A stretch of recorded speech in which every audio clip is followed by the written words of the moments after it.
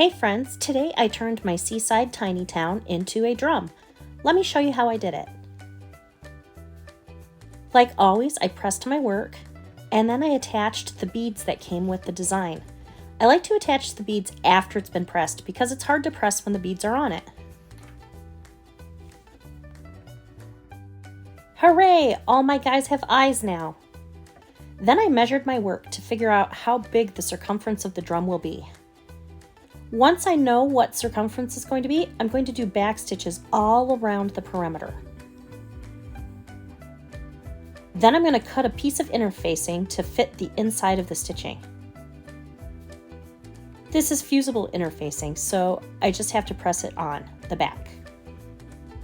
With the magic of high school geometry, I know how big to cut my circles. I'm using a protractor to trace the circles on this piece of mat board. I need one for the top and one for the bottom. In fact, let's go over the materials we need for this project.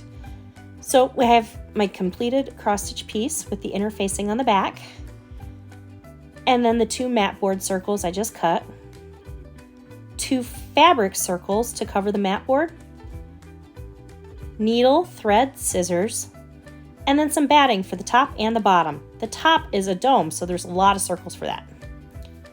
The next thing I'm going to do is I'm going to put the two ends together, and then I'm going to use whip stitches through that back stitching line to seam it.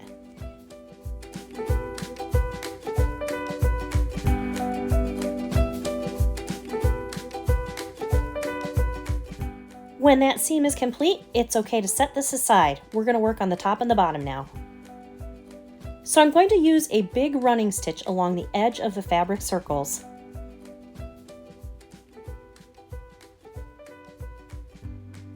And then I'm going to lay the batting on top and then a mat board circle on top of that. And I'm going to pull that running seam tight. And that's going to create kind of a yo-yo that's going to wrap around the little sandwich I just made. And then I go ahead and do several zigzag stitches across the back of the circle just to secure everything, knotting it at the end when I'm all set and feel like it's tight and ready to go.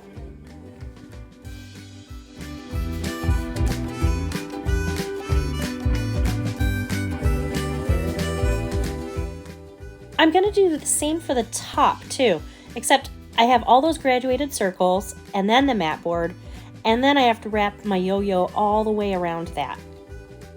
This might be a little fiddly, and it might work better to cut the circle a little bigger next time. But I got that done too. Now I'm going to finger press this edge so that I can attach the bottom circle to this. Once it's pressed, I'm going to just run my needle through that back stitch line and then attach it to the top with whip stitches. I'm going to hold the fabric tight so that I've got good tension and it's even along each edge. Looking pretty good.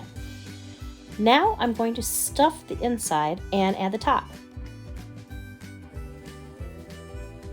The top is added with whip stitches along the top back stitch line too. Now at this point, I've got about half of it done, but it's still very squishy. You're going to be surprised at how much batting you can put in one of these. But it's a drum, so you want it to be taut. Keep adding batting and work it into the corners so that you don't have any buckled spots. I decided to take one of the floss colors and do a zigzag stitch along the top for added interest. Also, I made a little boo-boo. I cut the top panel a little bit with my scissors. I nicked it, and so what I ended up doing was embroidering a little starfish on that top.